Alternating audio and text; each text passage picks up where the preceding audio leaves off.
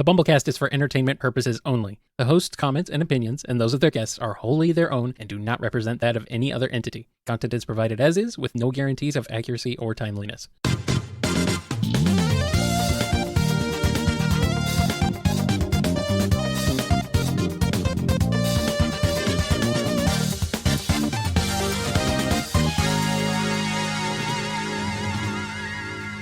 Welcome to the BumbleKast. I'm your host, Ian Flynn, the Bumble King, and joining me as always is my Bumble co-host, Kyle, JCRB Krause. Hey, my friends, my enemies? I don't know do I have any enemies, Ian? Do you know? Yes. Oh. I'm your enemy. Well, at least I have one. With enemies like that, who needs friends? Exactly. Also, hi, Jen Cameo. Hi. Bye. I'm not here. Well, that's the start of an episode.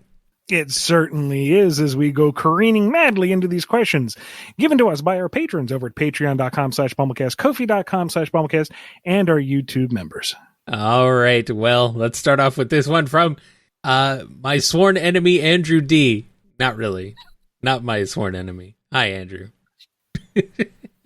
Next up on our anti-Mega Man journey is Mega Man 6. According to issue 55, it seems Mr. X gets thrown into a portal while Wily impersonates him. As a recap of 6, Wily pretends to be Mr. X and holds a tournament only to take control of the participating robots to conquer the world. He states that he had been in control of Wily all along, but eventually is revealed to be Wily before escaping, although Mega Man defeats him. Wily is then in prison. What happens in the anti-version? I can't remember what we said for Anti-Xander.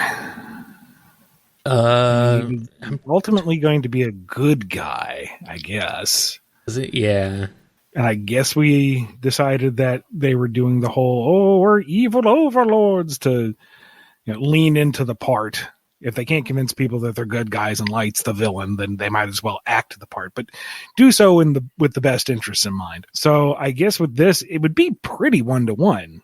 They suggest, hey, let's do a tournament. And that way we have all the most powerful, violent robots in the world in one place at one time. Yeah. We'll take them over, remove them from the battlefield. We will force world peace. Ha ha! And Mega Man in this version, anti-Mega Man, would be like, murder, and proceeds to do so. With the robots, specifically. The 3 laws still apply here. Robot murder, yeah. Yes. Robo-murder. Murder man. And Xander gets tossed into time for some reason, because that's what we were going to do with him anyway. Oh, good. Toss him into time, so, to get rid of him, or just to save him for Xander, later? No, Xander existed to be sacrificed for this story arc. Okay, good. Him being Mr. X was solely so that Mr. X made sense later on. Okay. Xander was not meant to last as long as he did or be as prominent as he was. No, I know that. We need an audience surrogate. No, we don't. No, we don't. All right, here's your audience surrogate. He's a hyper-traditionalist terrorist leader. I don't know who we're marketing the book towards, but anyway. Well, you know. And Tails has a question. After Giovanni permanently fires Jesse, James, and Meowth, the crime boss recruits you, a lowly rocket grunt with a mediocre Rattata and Zubat as your party members, to put a stop to Red's Goody Two-Shoes quest to dismantle Team Rocket one grunt at a time. Giovanni offers no monetary assistance nor access to higher-level Pokemon. And even if he loaned you a stronger Pokemon, you lack the requisite gym badges to train a higher-level party. How do you defeat Red once and for all? I'm going to have to go AWOL and get forgiveness after the fact. I mean, I'm Team Rocket in this scenario, so I don't really need finances. I rob people. Uh-huh.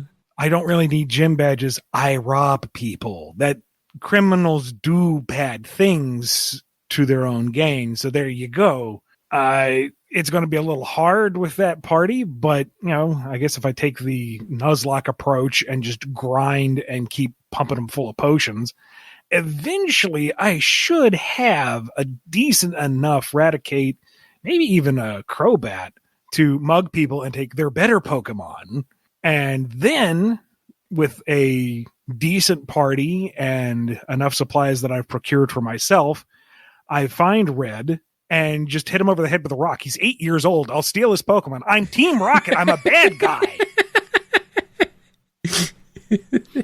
Giovanni's like, my God, you just mugged a child? I never thought of that. I'm like, I know. You didn't think of this gun either. What? Bang! I'm now leader of Team Rocket. There are guns in Into the Pokemon? waterfall you go, G.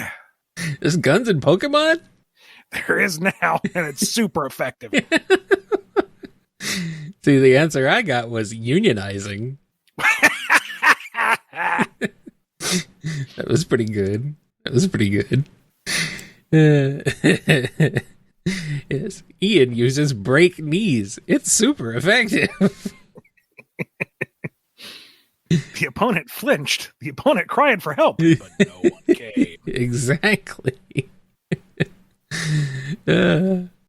KB asks, thoughts on Bubsy making a comeback with the perfect collection in the upcoming game Bubsy 4D, especially since the demo for 4D has been very positively received? You know, good for them. They've been trying to make Bubsy a thing for years. They have made multiple Bubsy games, and I think a lot of people are like, "What? Are you sure?" It's like, yes, they've been trying to make Bubsy a thing for a while. And I think it sounds like this time they got the right development team with the right budget, because the budget was a big deal. They were not willing to put a lot of money into trying to make Bubsy a thing, even though they tried, but you could tell. But now they seem to be putting some money into it, and now it's like, okay, they might have finally got it. So I appreciate the comeback kid story, the Sisyphean task that actually gets accomplished. I don't know if it's my thing necessarily, but I am happy for them. What was the last one that came out? The platformer that everyone was like, it's okay. Oh, there was the Auto Runner one, I think, that was more mobile game-ish, called Paws on Fire. Okay. That one wasn't great, but then there was the other one. I think the one you're talking about was the Woolly Strike Back. Yeah, and it's like, well, this is good. It's not good enough to be remarkable, but it's not bad enough to make fun of, so it just kind of exists. It's about an hour. That's a step up for Bubsy. It's about an hour long. It's and now this one's out, and it's like, oh wait, this is an actual game. Yeah. This one's very short. The Woolly Strike Back was very short, and I was a bit disappointed because it's by Black Forest Games, who did Gianna Sisters Twisted Dreams, which was a very good game and a quite lengthy game. And their Bubsy game was built on the same engine, but it's like not even a quarter of the game that Gianna Sisters is. It's like, oh man. Well, maybe they didn't want to put too much into a Bubsy game. It's like, all right, we'll do this as a friend. Yeah. My buddy Adi, he loves Bubsy, so I'm glad he's getting some good material finally. It's been a very long time. Yeah, glad that they're getting a product that isn't looked forward to out of irony. Yes. Actual legitimate excitement for it. So good for them. Happy for them. Yes, indeed. All right. This one is from Comic the Hedgehog. I have finally succeeded in becoming the new owner of Nintendo. Because I have more money and nostalgia than business sense, the first thing I do is pay you an ungodly amount of money to make a Nintendo version of a certain 2005 Sega game. You must now choose one character from either Mario or Animal Crossing to get their own game, complete with a dark storyline, realistic guns, a motorcycle, and the word damn spoken whenever is funniest. Who do you choose and what story do you tell? Number one, I like your vibe. We're going to get along just fine. Number two, some good ones in the chat already. An Animal Crossing come GTA is very funny. Run up with your wood axe and mug people. And why are we going with the dark route with Nintendo this episode? Goodness. Tom Nook is mad that you haven't paid back your bells in time. He's going to come for your toes. Exactly. Tommy. Exactly. You got the combination locked to his door. Go inside. That's the one. Tom Nook. It's the Tom Nook prequel game nobody talks about. Wake up and your house is empty. There's an IOU on the floor. On the other hand, an absolutely bombastic, unapologetic Mad Maxy take on Waluigi would be well received, I believe. Yeah, they're kind of leaving money on the table, to be honest with you. I know that's the joke. That's low-hanging fruit. He's the creepy weirdo. But tell me... It would work. You wouldn't have him driving around on Mario's motorcycle, kneecapping folks with a bladed tennis racket, and just taking all the money for himself going, the entire time. I would play it. If we're talking unironically like Bubsy, yeah, I would be on board for that. Waluigi, Master of Sin, rated M for everybody. Turn that E on its side. Let's see. Oh, here's a good one from the chat. Splatoon, identical game, but one randomly selected Inkling has a real gun. That's not Woomy. That's not Woomy at all. Oh boy. Oh boy. Where's the other ones? Isabel was funny. Like, okay, just to turn it into the Doom Isabel game. Yeah. Still as bright and cheerful and supportive as she always is, but of course, with a murderous streak. She's going to rip and tear until the job is done. Yeah. Jingle, jingle, jingle, jingle. I would like to see it. Or Yoshi's Tax Fraud. There we go. Conga asks, do you have time to listen to me whine about nothing and everything all at once? I am one of those melodramatic fools, neurotic to the bone, no doubt about it. And would your answer change if I were a rabbit? With my nostalgia for that song, no. Do you have nostalgia for that song? Oh my God, dude. That album was my coming out of my shell moment. I know Green Day is like spoon-fed entry-level punk. I have no illusions beyond that, but for me, very sheltered little boy that I was. See, I'm surprised it opened my eyes. I am surprised you recognize the lyrics. I had that entire album memorized, my dude. Okay. My favorite one was about blowing up the bridge, and I'm surprised my parents didn't intervene, considering how loud I was singing that one. Well. Yeah. It's almost like they spent enough time with me to realize when I'm entertained by something and when I'm actually disturbed. Goodness, parenting. What a novel concept. Weird. Strange, isn't it? DDRMM asks, time for more Deltarune impressions. How would you do a voice for Rules Card? Mike and or free space to pick any Deltarune character you want. I would pay a shiny nickel to have Kenneth Branagh ham it up as Rules Card. Just, my God, dude, that would be hysterical. To that end, I don't know if the lisp needs to be pushed onto it or if it isn't necessary. Maybe? Because I think he would be obnoxious enough without all of the unnecessary infection. Maybe. But that lisp would make it even worse, and I think that's the point. Yeah. Until, things go sour and he drops the act with just that, God damn it! And that's funny. Yeah, that's always funny.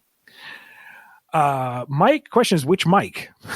Are we talking like the front and center Mike, or the security guard Mike, or the weird cat Mike, or like the actual Mike that you can find?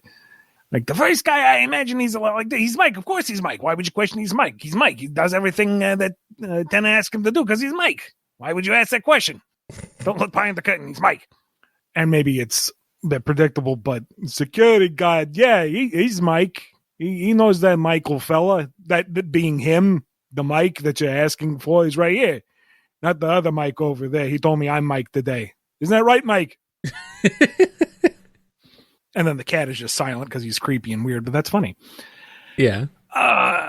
Third? Oh, goodness. I don't know. Chad, what do you think? Birdly. Oh, Birdly, I want to absolutely steal Jacksepticeye's version. I haven't heard it. But... The insufferable, pin-headed Poindexter voice. He's Birdly. You will you will create idols to him of gold. Not gold veneer, but actual gold, because he's Birdly and he knows exactly what he's talking about all of the time, except when he's wrong, in which case, ha-ha, you fool. He was just exposing your own ignorance by pretending to be your level of stupid. That's pretty Birdly good. needs the voice that you want to punch. Yeah, pretty much. Like Nerd Falco. Yeah. Go away, I'm not your buddy. Yeah, pretty much. Just think of the scene with them all in the house, and Chris is on the phone. He's like, "Chris, it was you. Well, you two would fall just like dominoes," and you just want to slap him. You want to slap that beak off his face. Yes. Yeah, he is basically comic book guy. That voice. There you go. Here's one from Daryl. Hello, Kyle, Ian. I've been wondering, in times like these, what's one thing you keep close to heart to keep yourself trucking along through it all? Spite. How did I know you were going to say that? It's not a joke. It's Sometimes not. It's just like, screw it. I'm not giving up. I've come this far. I have too much to do. Yeah. Soldier on. I'm making this happen whether you like it or not. Screw you, fate. No. Yeah, at this point I'm in very similar boat. It's just like, nah, I'm not done. This is it. I'm going. And whether you like it or not. A slightly more virtuous version of that is there are a lot of people that rely on me personally and professionally, and if I were to just give up on that, that's a lot of folks I leave in the lurch, and I'm not the type of person to do that. No. I need to make sure I do everything I can and do what I say I was going to do. And, Yep. I don't think it should be that complex. If you're supposed to do something, if folks rely on you, you do it. Maybe Pretty you much. need to put off that self-care a little bit, but so what? You need to help where you can. And if everybody looks after everybody else in such a fashion, we'll get along all right. I don't think it's that hard of a concept. Yeah, pretty much. It's pretty straightforward to me too. I think we're both on a similar wavelength. That's probably why we're here. That's what I mean with the sign off. Be good to yourself, be good to each other. Yep. And Double L is back with the longest text adventure of our lives. To recap, me and Ian both share a body. We're in a science-y room that has learned how to whistle. We have 5 dust bunnies and 5 bite-sized mini mice in our inventory. Our previous action... Just the two. Oh, 2. I said 2. I said 5, didn't I? I meant 2. Okay. My bad, thank you. Our previous actions were Ian cautiously searching for the whistling sound, and my action was to not eat the children. The mini mice, that is. The child mice. Ian, you peer out the bathroom door, trying to locate the sound coming from the main room. It appears to be a long tube that has been placed beneath the reinforced door where you lost your finger. The rest of the food slot is blocked off. The sound is coming from the tube. You cannot smell anything but years of Saturday morning cartoons tell you that it's probably pumping a gas of some kind. You also suspect you have one more round before you begin to be affected. To resolve my action, you do not eat the kids. Good job. Good job, Kyle. Yay, I did it by not doing it. Well, all right. So we got this tube here, and there's a long tube, which tells me that there's a significant length that has been pushed into the room. You fools. So I see one of 2 directions here, Kyle. Tell me how you feel on this. Uh-huh. Number 1, we find a way to stop the flow. If the tube is long enough, we tie it off. If it's not long enough, we just pinch it shut because we are some kind of large, powerful lizard man. Step on it. use the one finger that's kind of numb because we just reattach it to plug said tube. There's a variety of ways that we can stop the flow. Depends on how big the tube is. That's not something that's been established with this, but that's okay. But if it's coming through the reinforced door, I'm assuming through the food slot, it can't be that large. True. And it's also a whistling sound, which tells me it's one of the smaller tubes. Gives them more space to fill up. Okay, good point. We can block it off a variety of ways. Or, and this could be cartoonishly bad for us, we use our immense size and great reptilian lungs to blow back through the tube and hopefully blow up what's ever on the other side. Can we just push it off? Can we just push it back through the food slot and it'll just fill the other room with air with the gas? I mean, imagine they're monitoring us at this point. We've caused yeah. Brouhaha. They're here. We know that. Yeah, they know. So they'll put it right back through, and we'll just be back at this round again. True. So good point. I think we need to be proactive. Either we seal off said tube, which will eventually cause a backup of gas and surprise them as it ruptures whatever's generating it, or we pull a Bugs Bunny and just up the tube and see if we can cause some damage. I think that's more fun. That's the more fun option, and I think that would be the more interesting one to see what happens. I agree. Yeah, let's do that. All right, so we are both in agreement. Our action, I guess, given greater force by our unified will, is see if we can blow up what's on the other side, both literally and figuratively, with our great reptilian lungs. Of course. This could be the end. Come back next time and we'll find out. Here's a question from Dove. If you guys could have one fictional vehicle as your own, including operational instructions and unlimited fuel, what would your new ride be?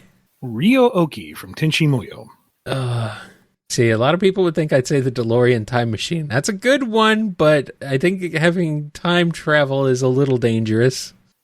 There's a little bit of a risk with that, especially if someone else gets their hands on it, as we saw in the movies. But still, it is a DeLorean, and it is a time machine. It's pretty cool. Not gonna lie. It is pretty cool. I don't know. I might go with that.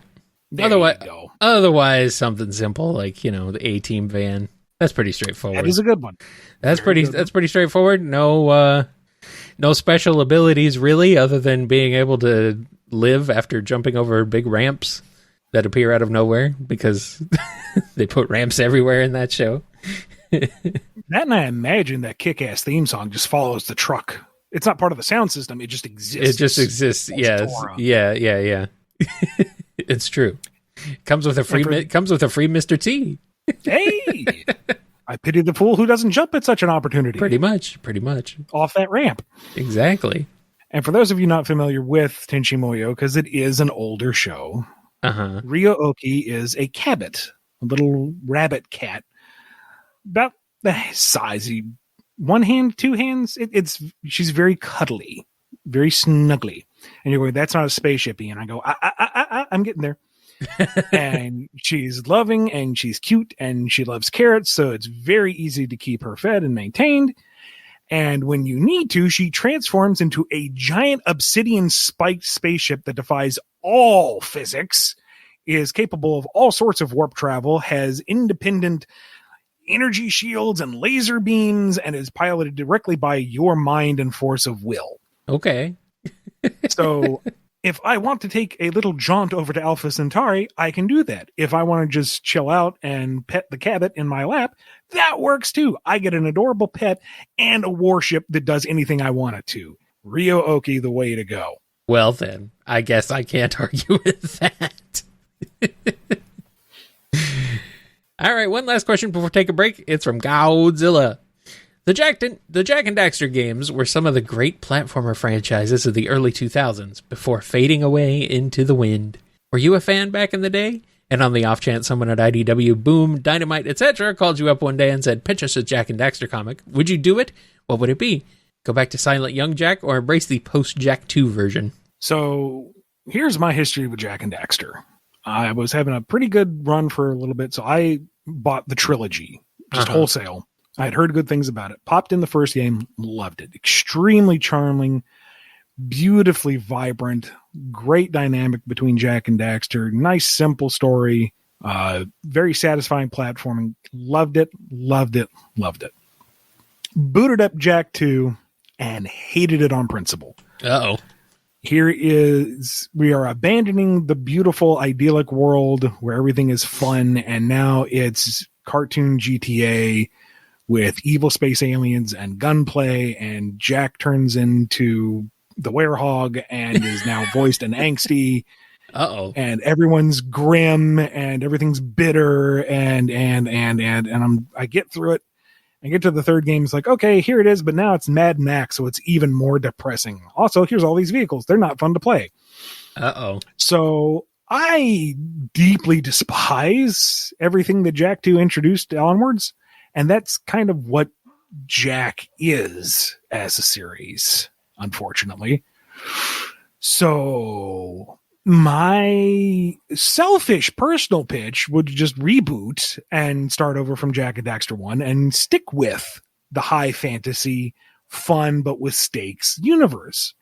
I don't know how well that would go over. Yeah, I don't know either, but who knows?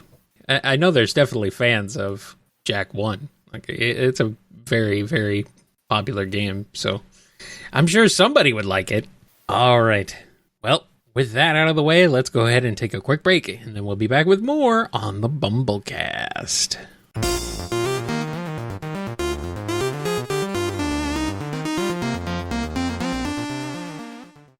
We're the bee and the berry. I'm the bee. Straubs. No, I'm the bee. Oh, my bad. We can cut that, right? No, we can cut that. Okay. We're the bee and the berry. I'm the bee. And I'm Strawberry. And The Bee and the Berry is an irregularly scheduled podcast where we talk all things Sonic, writing fan fiction, and fan creation. We snoop around at fan events, review the latest and hottest Sonic content, and host interviews with our fellow Sonic fan creators. You know, just girly things. And hey, if you want, you can totally send us any discussion topics or questions you'd like us to talk about, and we might answer them. Or we might not. But hey, you never know. You can find us on Twitter, Blue Sky, Tumblr, and YouTube at The Bee the Berry. Okay, we're running out of time here. Gotta grow fast. Ciao.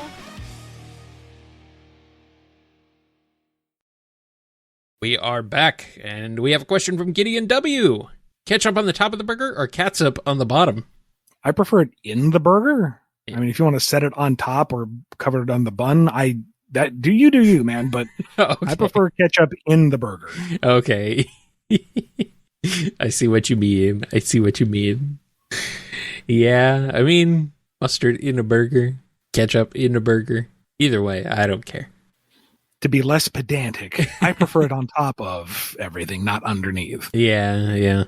Hero Squad asks, King K. Rool takes Ian's place. How does it go? I can't imagine it would be that different. Maybe a greater focus on bananas. Maybe. But, Bumble King K. Rool. Fairly antagonistic and non-helpful answers. Saying kind of mean things that makes Kyle laugh. I don't really see that big of a difference. Just a bit of deeper, gruffer voice and asking for bananas. I'm not sure what K. Rool's personality is lately. I can't even remember what he was like in the cartoon, the DKC cartoon. An overbearing jerk. Again, I'm not seeing that big of a difference here. Okay, well, I guess. All I need is the gold armor sculpted to my paunch, and we've got the look. Would you let thousands die to keep yourself fed? Because apparently that's what he would do. I mean, I'm not that big a fan of bananas, so maybe not. But would in terms of the show specifically, I'm not seeing that big of a difference. Would you wear a red cape and a very pointy crown? You're assuming I'm not doing that right now. Oh, okay. Makes sense. And apparently the bananas have to be rotted. He only eats the rotten ones. Okay. I did not know that specification. But again, that doesn't really pertain to the show outside of him asking you to donate more bananas rather than, True. monetary support. True. To which Kyle would say money can be used to buy bananas, but he doesn't really buy things. He steals them because exactly. villain. Money can be used for goods and services, but why exchange money when you can just take what you want? Exactly. Did we not learn anything from my Team Rocket career? Exactly. Johnny Gyro asks, it's time for some turtle power. Ian, in a previous episode, you mentioned that your favorite TMNT crossover was the one they had with Ghostbusters. Out of curiosity, what are your thoughts on some of the Turtles' other crossovers, more specifically Power Rangers and Masters of the Universe? I don't know if I would say it was my favorite one, but I was in awe of its narrative construction. It was a superbly executed crossover. It kind of makes sense. I think thematically it is appropriate. Yeah, and the way it wove in the greater lore between the two series that were ongoing at the time was brilliant. I have not had the good fortune to read anything else yet. It's on the pile of things to get to. Yep. I just know I need to get to the Power Ranger one because I saw that shot of Shredder with the dragon morpher, basically Green Ranger Shredder, and that is the most metal thing in the world.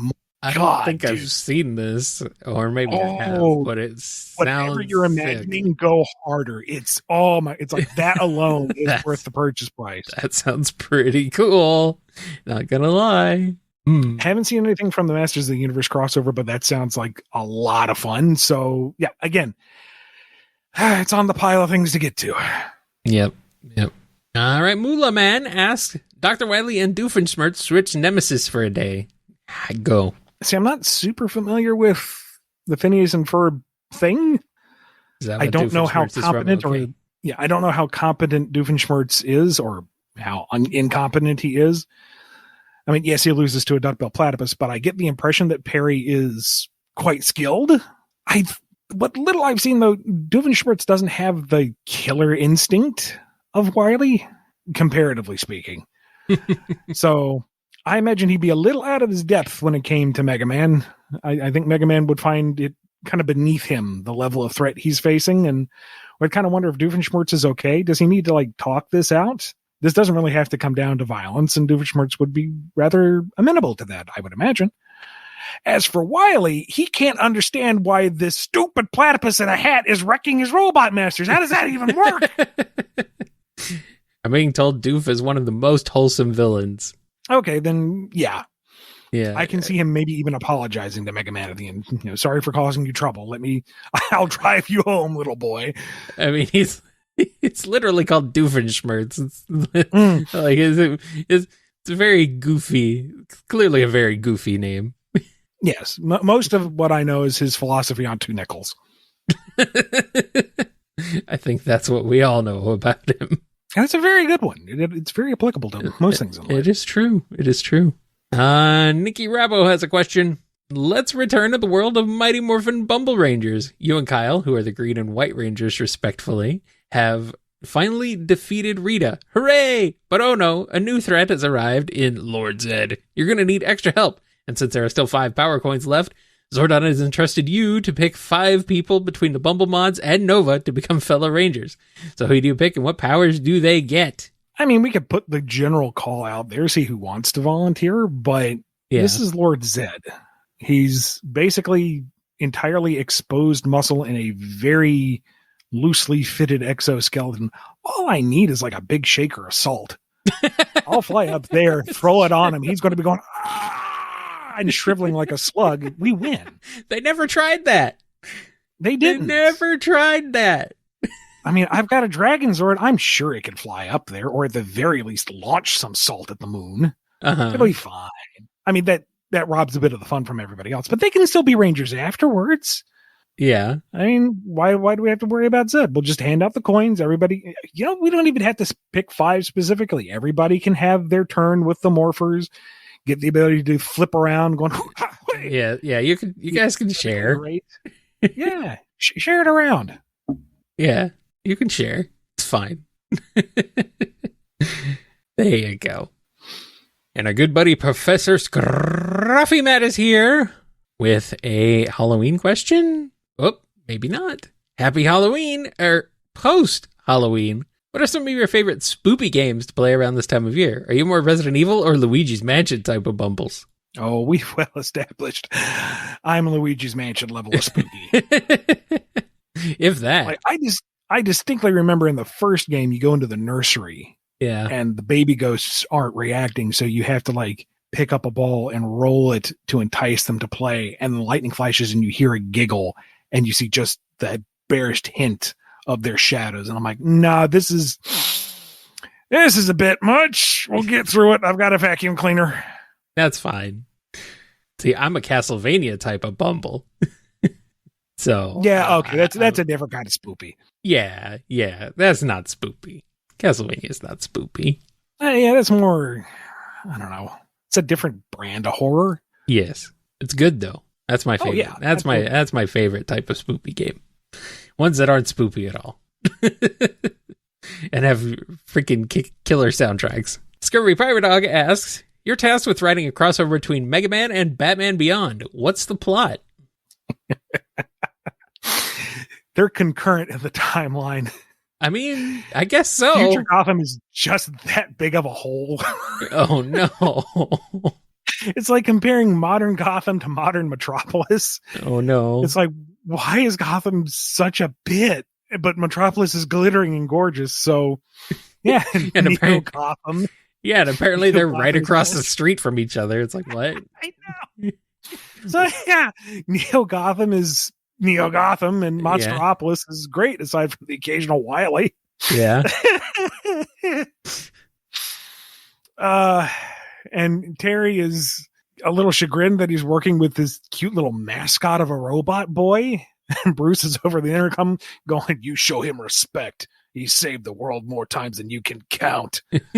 Bruce, I know I'm not that great in school, but come on. Like Ace absolutely loves him on first sight and is like, Yeah. why does the good bad dog like the boy? Come on now. And let's see. It wouldn't really make a ton of sense in the timeline, but I like the idea of Wily teaming up with Powers for some kind of cross alliance with their companies. Wily has a company now because that's what the plot demands. Yeah. And Powers is using Wily entirely, but Wily like backdoors his way into taking over whatever machines Powers have constructed, and they're actually legitimate threats. They're not humanoid. They don't have a gimmick. They're just like power loaders and industrial machines that can now be driven autonomously to cause havoc. And Mega Man's like, I might be a little out of my depth here. I don't have a power to take from it. And that's when Terry holds out his hand in the full suit and goes, here, now you have my power. And you get Batman Beyond Power Set Mega Man, and it is the sickest thing in the world. Black and red armor with the little ears. He can turn invisible. He can fly. He can do some kind of like a little taser shot with his hand. It would be great. Well, there you go. Perfect. Very nice. Very nice. Come back and find Dr. Light and Bruce are playing like, I don't know, solitaire or something. You really should be nicer to that boy. You're as quiet, Light. Grump, grump, grump, grump. Exactly. That's what he does. I will never forgive Warner Brothers for not having the live action Batman Beyond with Michael Keaton as Old Man Bruce. Oh. That would have been inspired. Oh, we missed out. Dang it. Well, there's a lot of things we won't forgive WB for, but that's just one of them. Soccercott asks, Skynet sends back Terminator robots with a Johnny Bravo skin and his personality to kill Sarah/John Connor. How does that go? Commenting on the first two movies are mandatory. Later movies, optional. Nothing changes. Absolutely nothing Which I think makes it even funnier. Which makes it better. I need your shoes, your glasses, and your motorcycle. Hey, pretty mama, come with me if you want to live. What's the matter with Wolfie? Wolfie's fine, dear. Where are you? I got bad news for you, kid. Hold me back, pretty mama. Ooh-ah. I know now why you're crying. It sucks. Bring me back up. It's hot down here. Ha! I can even see him sinking into the lava with the thumbs up.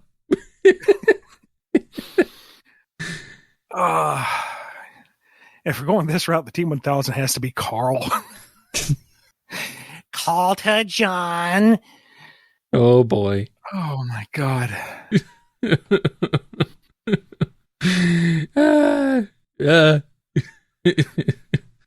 I'm a thinking computer, a little bit more high grade than your calculator.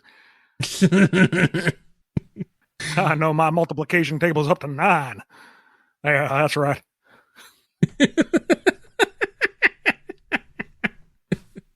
Hasta la vista, baby. Oh, God. Oh, no.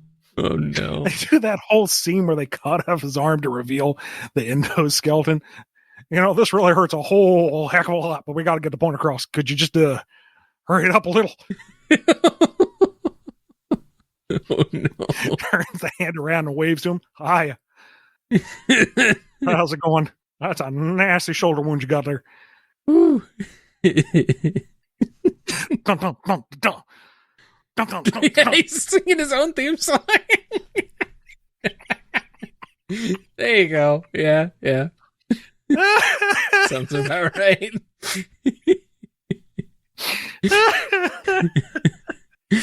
Yeah, you broke him, Soccer Cut. Just imagine him with a minigun doing non-lethal wounds going, oh yeah!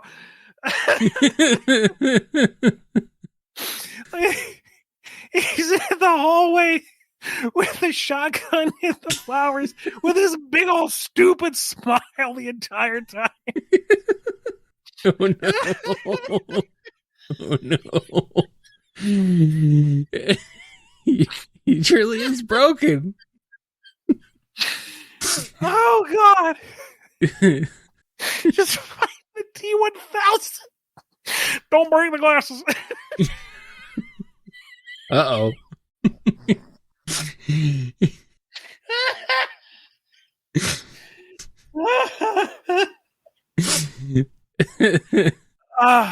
I hate that we were already past Halloween.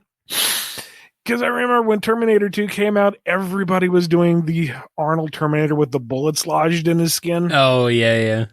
I would pay a shiny penny for somebody to cosplay as Johnny Bravo Terminator with the same look. I would give away real money for that. Oh my God. That would be really freaking hilarious. Absolutely destroyed Ian Flynn here. Oh.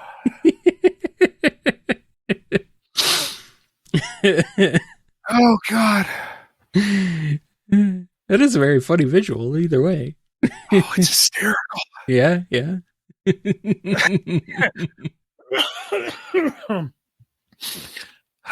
Okay. Yeah, I'm okay. You're okay. I'm good. You're good. All right. We ready to move on? Oh, we have to. Yeah. We're almost there. We're almost there. Let's move on. Question from the cyberspace Coco. Something people seem to really like from Sega Guys Racing Cross Worlds are the rival interactions. Let's say the Fortune's Lap Crew were in a kart racer and had rival interactions. What would some of those be? I mean, all of Wynn's would just be like the most vicious of trash talking. It doesn't even matter if it's like warranted or not. She's just going to be mean. Is this game rated M because of her? And No. Because of her? No. She can say stuff without crossing that line, but she's going to be more antagonistic than necessary, even to Lissy. Just like, Rude. you said this one out, kiddo.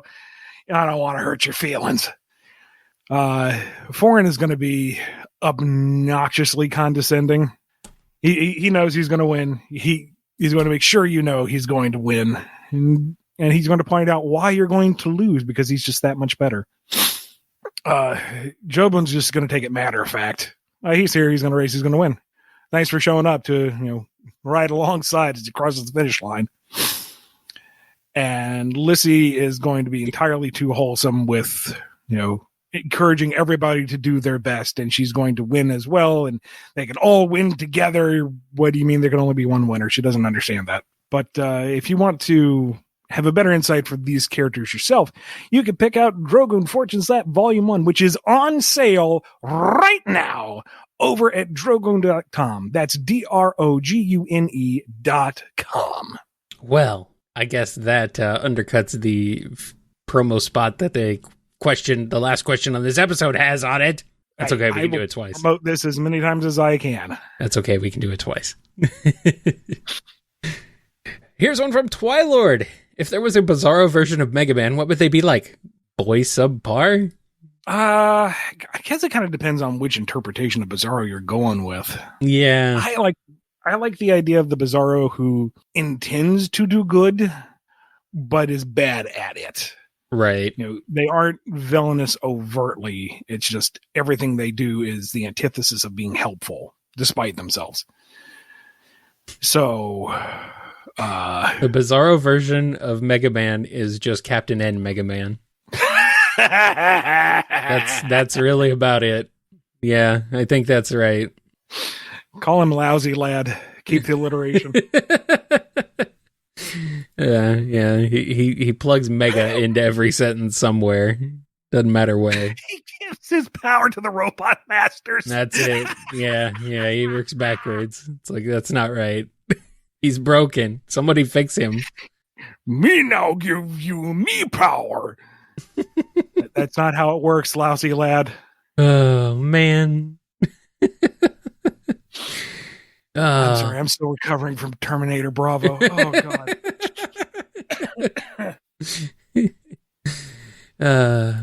Yeah. All right. One last question comes to us from Wildcard717. Drogoon is out at drogoon.com. What's it feel like to have accomplished publishing your own book, and what is your favorite page and or panel from the book, and why? It's very satisfying to finally have it done and out there. Part of me is a little terrified because it's been coming for so long. We've been talking about it for so long. Yeah. That I worry folks have their expectations set. Oh, this is going to be a masterpiece. And it's part one of a greater story. Right. It does a lot of world building and character formation. And it's very much supposed to be a look into what their lives are like. So it's not a revolutionary narrative. But then I remind myself, I'm not writing this for anybody else but me, really. Right. I'm telling my story, and I wish it were at a faster pace, but yeah, so it goes. So I know what's coming with it. And it's a fine story in its own right. Not everything has to have end-of-the-world stakes. It's about the crew, and it's about their bonds and their history and what they go through. And that is enough, and that is fine. And good glory does Adam Bryce Thomas deliver on the visuals. Like he always this does, man has, but but he's like redrawn this book I don't know how many times. And even when we were in the final stages of production, I'm like, this panel needs a tweak. Can we do this? Something minor. And he's like, no, I decided to redraw the whole page. And it's like, dude, come on. Stop that. You had art the first time, you're making more art now. There's so much good stuff that's just being left on the cutting room floor. But actually, I have my preview copy right in front of me. Uh-huh. Talking about favorite pages. I mean, I love them all, to be perfectly honest. But had a feeling. I mean, you did approve all of it. Yeah, that's what I thought. An old rule of thumb I had from one of my editors is if you're going to do something big, do it within the first 10 pages. Okay. Which is pretty sound advice. If anybody's leafing through it, they're going to hit that pretty quickly. Early on, yeah. And the pacing of the book is specifically for that. There is a full page reveal on page 10. And the way the book goes, as you're flipping through the pages, it's the first thing that hits you as you turn the page. And, it is exactly the feeling I wanted. And the feeling overall is the same as when I first saw myself on the newsstand to see a comic with my name on it out in the wild. Mm-hmm. And it's still exciting, sure. Like if we're out at a bookstore or something and one of the trades I've worked on or something I have contributed to is there, it's still kind of neat to take it off the shelf and go, I helped with this. I'm my name. I made this, see? But the shine wore off a little bit. When you've produced as much as I have in 20 years, it's like, yeah, you put another thing on the shelf. Good job, champ. And that is a very spoiled position. I understand that. Yeah. I know there's a lot of you listening right now going, I sure wish I could get one thing out there, Flynn. You jerk. And I get it. I really do. But the initial giddiness of it, kind of wears down. It's like, okay, yeah, I'm accomplished. I have done a lot of this stuff. This though, this is mine. It's all yours. This has no, corporate backing. It has no financial support outside of all the lovely folks over on my personal Patreon and the Drogoon Patreon. You guys are amazing. Thank you so much. I know we didn't have a lot to show for it for a while, so the fact that you stuck with us is immensely gratifying. But, no big sponsorship, nobody handling all production, nobody handling distributing. It was on me and Adam to put it together and get it out there. Right. So now that it is done, that it is out there, that you can have it, that makes me giddy, and it just really makes me want to jump onto the next one. I told Adam, we worked really hard to wrap this up this year. It's the holiday season. We're going to take a break. No, not think about it. Right. For just a little bit. And then we'll see where we are when 2026 rolls around. But take some time off. Right now, enjoy a job well done and that the book is out there. I'm still picking at the other Drogon projects. You can't stop me. But for Fortune's Lap, we have hit that milestone. So let's just bask in the accomplishment that Drogon Fortune's Lap Volume 1 is on sale right now at drogon.com in print and digital formats. Yes, indeed. Alrighty. Well, on that note, let's go ahead and end this episode of the BumbleKast. Thank you so much to all our patrons over at patreon.com/BumbleKast, Ko-fi.com/BumbleKast, and our YouTube members for supporting the show, sending us your questions, and giving us such brilliant things like Terminator Bravo. Be good to yourselves. Be good to each other. And we'll see you next time, pretty mamas. See you later. Terminator Bravo one was very funny. Thank you, Soccer Kyle. Don't. I do like the idea of him singing the theme song. It's funny. I'll set myself off again. That in the phone booth scene, I very vividly see in my head. Yeah. Putting his hand up, just hanging up the receiver. I got some bad news for you, kid. But hey, road trip, who wants ice cream? Oh, boy. By the way there, Johnny, your mom's still single, right? You don't need to make the introductions. I'll just tell her myself, hey there, mister. I'm a machine, if you know what I mean. Now put down that gun. Oh no. Oh no. You've been listening to the BumbleKast, a co-production of Bumble King Comics and the KNGI Network. Original theme music composed by Ken Coda Snyder. Remixed intro by T-Lopes. Find out more information, along with podcast feeder links, MP3 downloads, and more at bumbleking.com and kngi.org.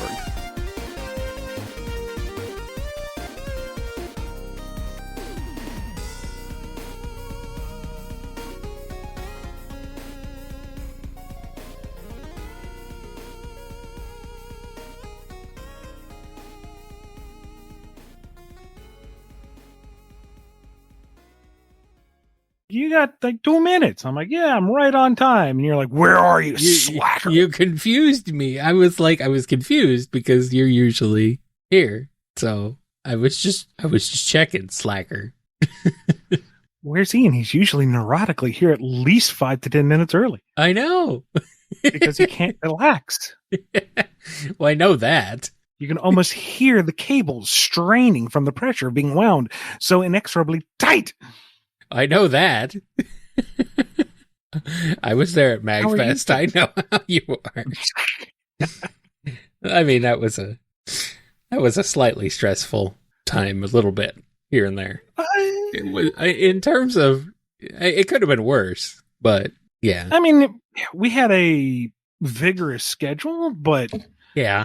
I mean, honestly, with the whole crew there to help look after Lee and the showrunners themselves being so freaking accommodating. Yeah. That was actually a rather stress-free show for me. Things went pretty well. It was just the drive for you was... That was not part of the show. That was part of the travel. And yeah, that sucked. That sucked. I know that. Travel for me was surprisingly stress-free. But Mr. Krause, your limousine. I mean, yeah. Although I did have the stress of a slight stress of them, I guess, forgetting to get me a ride to the airport on the last day. That's okay. I just took an Uber. Not a big deal. Meanwhile, it's 2 a.m. We're pulling into D.C. and Leah goes, "Is that car upside down?" Like, I don't care. Yeah. I'm tired. Yeah, It's supposed to be a 9-hour drive. We're on 13. Yeah, I know. It was rough. It was rough for you. Oh, well. It was a fun show, at least. Oh, Too yeah. bad we can't go back to that time. Things were good. Dove says, Ian flipped a car? No, I didn't have time to flip a car.